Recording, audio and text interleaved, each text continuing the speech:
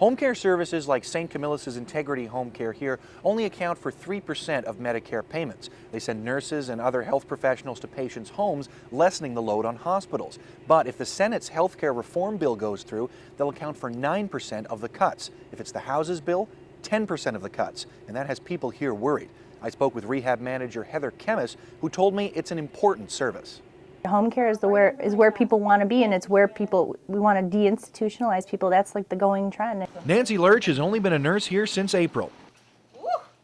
She says it's been both an enjoyable and eye-opening experience. In the hospital, we were pushing to get people out and saying, go home, and now we're catching them and saying, I can't believe they're going home at this illness. She says more people need home care because of the way society has changed. Years and years ago, you lived next door to Grandma and Grandpa, and you kind of brought them into your house, and you lived multi-generations. People don't do that so much anymore. There are more people that are alone that don't have any of those crutches to lean on. Thank you.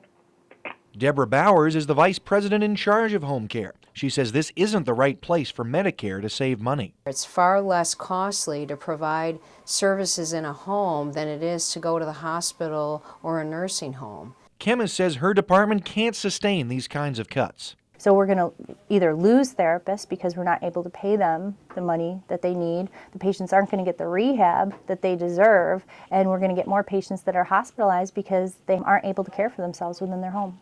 And one common theme here seems to be confusion at how a bill that aims to improve health care can leave them with fewer resources.